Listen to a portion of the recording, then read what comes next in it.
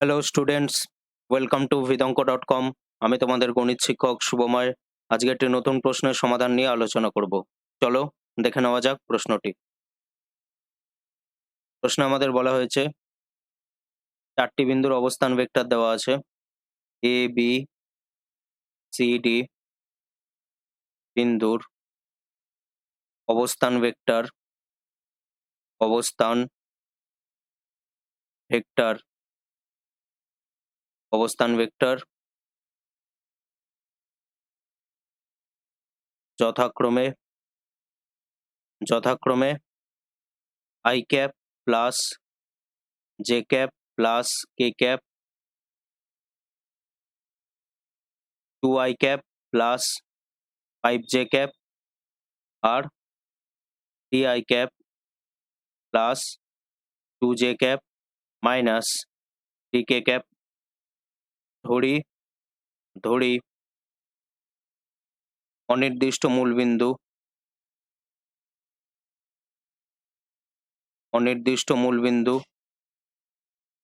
ও এর সাপেক্ষে A B C D বিন্দুর অবস্থান ভেক্টর যথাক্রমে O A vector O B vector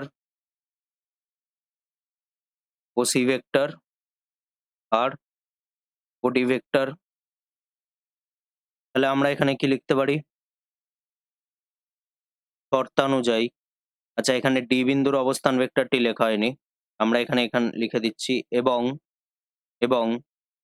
i cap minus, এটি হলো এ বি সি বিন্দুর অবস্থান ভেক্টর, আর ডি বিন্দুর অবস্থান ভেক্টর আমরা এখানে লিখে দিতে পারি i cap minus 6 J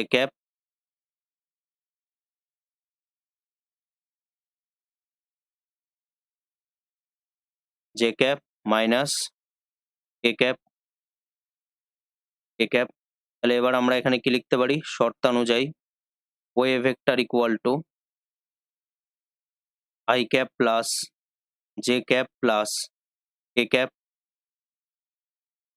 O B vector equal to 2i cap plus 5j cap, O C vector equal to 3i cap plus 2j cap minus 3k cap. আর আমাদের এখানে কি আছে? OD vector i cap minus j cap minus k cap, OD vector equal to i cap minus 6j cap minus k cap, j cap নয় minus 6j cap minus k cap. A B vector equal to আমরা কি লিখতে পারি? O B vector minus O A vector. O বির জায়গায় আমরা কি লিখবো? 2i cap plus 5j cap minus i cap plus J cap plus K cap. তাহলে এখানে আমরা কি লিখতে পারি? 2i cap plus 5j cap minus i cap minus j cap minus k cap, i cap plus 4j cap minus k cap. Next আমাদের এখানে কি বার করতে হবে? CD vector. তাহলে আমরা এখানে কি লিখতে পারি? CD vector equal to OD vector minus OC vector. তাহলে এখানে কি হবে?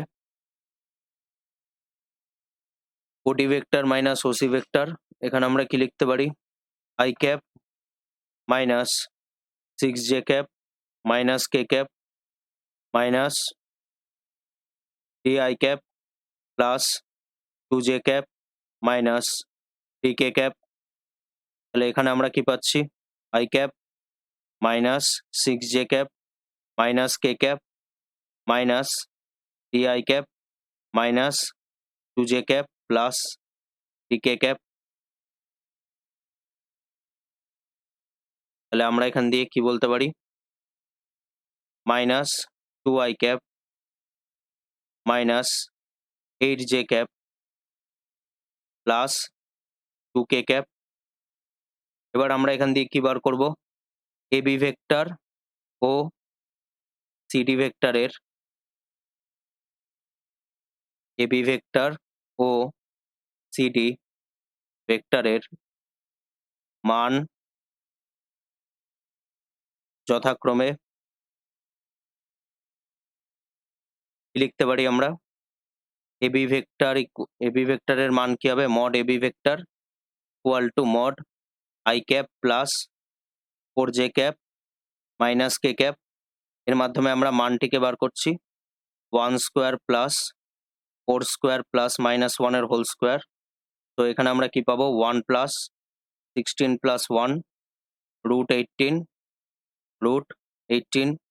Mod CD vector equal to আমরা কি পাচ্ছি, mod minus 2i cap minus 8j cap plus 2k cap. তাহলে আমরা এখানে কি লিখতে পারি, রুট মাইনাস 2 এর হোল স্কোয়ার প্লাস মাইনাস 8 এর হোল স্কোয়ার প্লাস 2 স্কোয়ার। তাহলে এখান দিয়ে আমরা কি পাবো, 4 plus 64 plus 4 equal to root 72 root 72।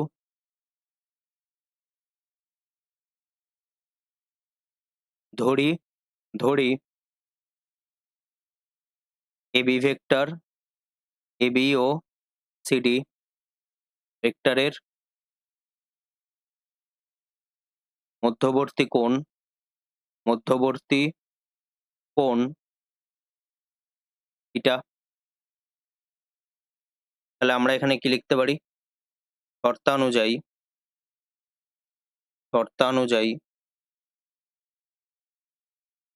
cos theta equal to AB vector dot CD vector by mod AB into mod CD vector। অর্থাৎ আমরা এখানে মডের দ্বারা ভেক্টরের মানকে রিপ্রেজেন্ট করছি। তাহলে এখানে আমরা কি লিখতে পারি, i cap plus 4j cap plus k cap dot minus 2i cap minus 8j cap plus 2k cap divided by root 18 into root 72 root 18 into root 72। তাহলে এখান দিয়ে আমরা কি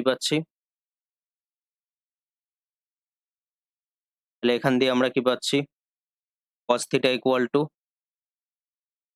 minus 2 into 1 plus 4 into minus 8 plus 1 into 2। আর নিচে আমরা কি লিখতে পারি, রুট 18 ইন্টু 72 কে আমরা কি লিখতে পারি, 2 রুট 18। তাহলে আমরা যদি এখানে দেখি cos theta equal to আমরা কত পাচ্ছি, minus 2 minus 32 plus 2 minus 2 plus 2 cancel out divided by 2 into 18 2 into 18। আমরা এখানে ক্যালকুলেশনটিকে আরেকবার এখানে ভেরিফাই করে নিচ্ছি, মাইনাস k ক্যাপ আছে, এখানে আমাদের কি আছে, মাইনাস, প্লাস নয় মাইনাস। তো এখানে আমরা কি লিখবো, মাইনাস 1। তো আমাদের এখানে কোনো কাটাকাটি হবে না। এখানে আমরা কি পাচ্ছি, মাইনাস 2 মাইনাস 32 মাইনাস 2। তাহলে আমরা যদি এখানে দেখি, আমরা এখানে কি পাচ্ছি, cos theta equal to minus 36 by 36 divide করলে 1, cos theta equal to minus 1। তাহলে এখান দিয়ে আমরা থিটা ইকুয়াল টু কি বলতে পারি, 180 degree, theta equal to 180 degree. এটিকে আমরা এভাবেও লিখতে পারি। cos theta equal to -1 K cos 180 degree, তাহলে থিটা ইকুয়াল টু 180 ডিগ্রি। তাহলে আমাদের ফার্স্টে কি বার করতে দেওয়া হয়েছে? ফার্স্টে আমাদের কি বার করতে দেওয়া হয়েছে? AB ভেক্টর ও CD ভেক্টরের অন্তর্গত কোণ, AB ভেক্টর ও CD ভেক্টরের অন্তর্গত কোণ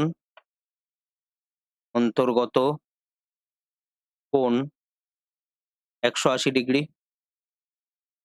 এটি আমাদের ফার্স্ট কোয়েশ্চেনের answer. AB vector equal to i cap plus 4j cap minus k cap, CD vector equal to -2i cap minus 8j cap plus 2k cap. এটিকে আমরা কি লিখতে পারি? -2 যদি কমন নিই, i cap plus 4j cap minus k cap equal to -2 into AB vector. তাহলে এখান দিয়ে আমরা কি বলতে পারি? যেহেতু AB ভেক্টর ও CD ভেক্টরের মধ্যবর্তী কোণ 180 ডিগ্রি এবং CD vector equal two -2 AB vector, সুতরাং AB ভেক্টর ও CD ভেক্টর সমরেখ। তাহলে এটি আমাদের সেকেন্ডে প্রমাণ করতে দেওয়া হয়েছে। সো এটি হলো আমাদের অ্যান্সার। Thank you.